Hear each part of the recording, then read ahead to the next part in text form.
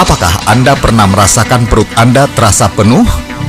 Seperti diisi oleh balon gas dan perlahan-lahan memaksa untuk keluar melalui kerongkongan? Mungkin Anda mengalami gangguan asam lambung.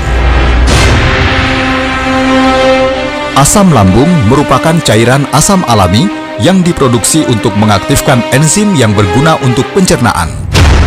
Namun, pola makan dan gaya hidup yang tidak sehat seperti makan yang terburu-buru, tidur setelah makan, hingga kebiasaan merokok dan alkohol dapat meningkatkan produksi asam lambung yang berlebihan. Kenali gejalanya berikut ini.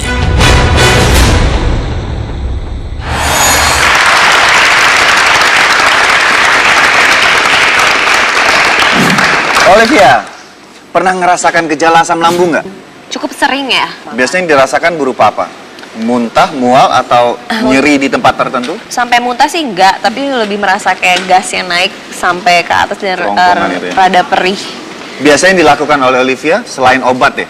Minum air yang hangat dan lebihnya ini ya istirahat aja sih dok, Istirahat nggak ya. terlalu banyak. Biasanya berkurang?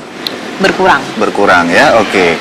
Nah, pemirsa, ternyata ada beberapa situasi yang menyebabkan masyarakat kita agak sedikit sulit membedakan antara gejala asam lambung dengan sakit emah. Nah itu dia, saya juga nggak tahu dok. Walaupun istilahnya nama asam lambung itu identik, masyarakat kita menyebutkan emah. Mirip. Ya, ada satu hal yang sederhana sekali yang bisa dipahami untuk gejala asam lambung. Ini biasanya gejala ini muncul setelah habis makan. Oke. Tadi seperti Olive tadi, setelah habis makan itu di dalam perut terasa seperti ada balon gas Penuh. yang Iya. perlahan-lahan naik ya melalui kerongkongan. Itu gejala asam lambung. Kalau sakit mah dia definisinya lebih banyak lagi. Oke. Bicara masalah asam lambung ini sebenarnya tetap dibutuhkan dalam kadar yang seimbang ya untuk membantu proses pencernaan. Kecuali kalau kadarnya udah berlebihan, ini dikenal dengan nama GERD, G-E-R-D, GERD. ya, gastroesophageal reflux disease. Itu kenapa dok? Nah, Terjadi. untuk bicara mengenai gangguan karena kelebihan asam lambung, kita akan diskusi dengan rekan sejawat saya, yaitu Dr. Ari Farial Sam. Halo dok, Halo Ari, Dr. Ari. Dok, tadi keluhan Olivia habis makan itu merasakan seperti ada balon gas di dalam perut lalu naik. Nah, ini sudah definisi sakit mah atau masih gejala asam lambung? Iya, kalau sudah naik ke atas itu malah udah kita bilang penyakitnya GERD namanya. GERD tadi ya? Dari GERD ya. Jadi rasa kembung tadi ya, rasa gas itu, kemudian juga asam lambung naik ke atas, kadang-kadang bikin panas dada itu. Panas dada, mulut pahit. Itu memang asam lambung yang berlebih-lebihan. Nah, secara normal mestinya asam lambung nggak naik. Tapi jangan-jangan mungkin juga ada gangguan klep di kerongkongan ya, di perbatasan kerongkongan antara kerongkongan dengan lambung, atau lambungnya itu lama kosongnya. Jadi kalau lambung itu lama kosong, asam lambung yang sudah berlebih-lebihan itu gampang naik ke atas. Biasanya juga ada kaitan dengan jenis makanan tertentu nggak, dok? Yang jelas makanan-makanan yang mengandung kafein ya, kopi. Nah, itu cepat ya. Kemudian juga alkohol. Kemudian juga ada makanan-makanan yang membuat pengosongan lambung kita itu menjadi lambat. Jadi seperti coklat, keju, nah gitu. Nah, bagaimana ya? Jadi bagaimana dengan asam pedas? Nah, asam pedas ini kalau memang sudah ada luka, asam pedas itu yang memperberat kondisi lambung tadi, kondisi lambung yang sudah luka tadi, makanya menimbulkan keluhan yang tidak nyaman, tidak enak gitu. Karena tidak semua gejala kayak nyeri Sama. di bagian perut, sakit, panas itu adalah gejala asam lambung. Apakah ada gejala lain yang spesifik untuk gejala asam lambung? Ya, oke, tadi keluhannya seperti itu. Jadi rasa nyeri di daerah ulu hati. Kadang-kadang masyarakat bilang, oh itu karena asam lambung. Belum tentu. Belum tentu. Karena apa? Karena kan sebenarnya di daerah ulu hati kita itu ada organ-organ yang lain. Apa dari pedunya, kandungan pedu, apa dari liver, atau bahkan ada dari bagian bawah jantung itu kalau dia kebetulan ada penyempitan di sana, itu bisa menimbulkan nyeri yang hebat. Gejalanya seperti orang kena asam lambung yang tinggi, itu sebenarnya serangan jantung gitu loh. Kalau antara asam lambung dengan sakit mah, ini benang merahnya apa, dok? Iya, jadi kalau sakit mah itu kan di lambung ya, sakit mah di lambung. Jadi salah satu orang dengan sakit mah ini adalah karena asam lambung berlebih-lebihan.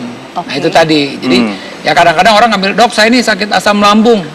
tinggi, itu sebenarnya karena sakit mahnya itu gitu. Situasi yang Olivia bahwa dengan mengkonsumsi air putih hangat kemudian istirahat, keluhan ini berkurang. Nah, iya. Atau beberapa case atau kasus masyarakat mengkonsumsi obat untuk menyeimbangkan kondisi asam.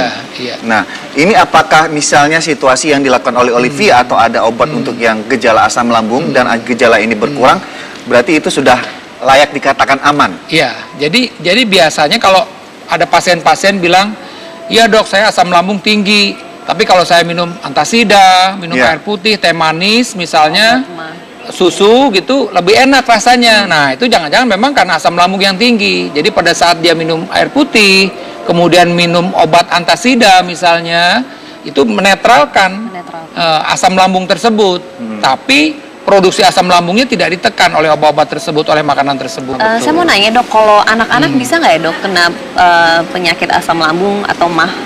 Jadi bisa kena semua, anak-anak ya? juga bisa. Saya cenderung sekarang mendapatkan anak-anak 12 tahun, 13 tahun itu udah mempunyai masalah dengan lambungnya. Itu tadi, karena ya pola makan, ya fast food, belum lagi cenderung anak-anak kita ini kan juga senang yang pedes-pedes ya. Bicara masalah makanan ini Olivia, kita ingin memberikan beberapa tips untuk pemirsa di rumah dan juga di studio, beberapa makanan yang sebaiknya dikonsumsi dan sebaiknya dihindari, terutama untuk penderita dengan gejala asam lambung. Yuk, Dokter Ari sama Olive ke sini, ke meja. Ini ada beberapa sumber makanan yang bisa mengurangi gejala asam lambung saat asam lambung itu terjadi. Ini adalah yang pertama adalah susu ya dok ya? Susu, tapi ini susunya mesti yang susu yang low fat iya. Jangan susu yang full cream, karena kalau susu full cream kan lemaknya tinggi, justru nanti akan membuat rasa tidak nyaman itu. Mungkin perihnya hilang sebentar, tapi begahnya atau kembungnya jadi berkelanjutan lama, terus ya. betul. Lalu air putih hangat, ini standar yang sudah harus dikonsumsi saat kondisi tersebut terjadi. Nah, ini yang harus dihindari. Yang pertama adalah keripik. Asinnya tuh. Asinnya ini yang merangsang produksi asam lambung semakin berlebihan ya. Lalu kemudian kebiasaan makan Anda yang terburu-buru, misalnya ditunggu janji sama teman atau gimana, ya wah makannya cepat, punyanya juga cepat. Ini juga bisa mempengaruhi ya dok ya? Mempengaruhi, menyebabkan gangguan pencernaan gitu. Nah, di sini ada yang namanya penyedap rasa atau MSG, ya. Ini juga bisa menyebabkan asin juga. Asin. Lalu beberapa buah-buahan yang asam. Ya, asam. Seperti lemon, jeruk, ya, kemudian stroberi juga kadang asam. Kalau asam. Lalu ikan dengan yang pedas. Itu juga sebaiknya dihindari. Nah dok, masalah gejala asam lambung apakah ini bisa disembuhkan? Bisa disembuhkan. Jadi kadang-kadang kalau dalam keadaan akut, memang saya boleh nih bilang pasien, Bu, kurangi nih asam-asam, kurangi yang pedas-pedas, coklat, keju, lemak, apa seterusnya, dok? Tidak. Tidak ya?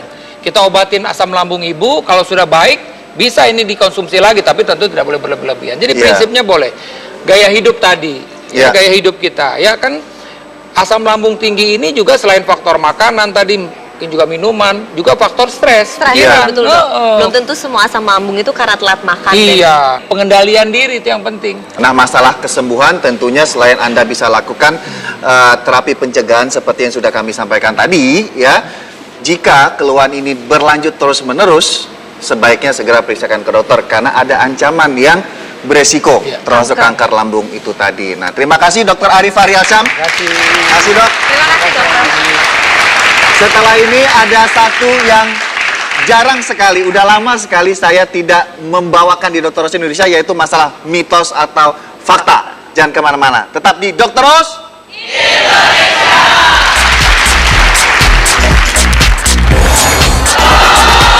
Benarkah sayur bayam bisa beracun jika sering dipanaskan? Temukan jawabannya sesaat lagi. Kenapa? Dengan proses pemanasan ini biasanya kandungan vitamin dan mineralnya mulai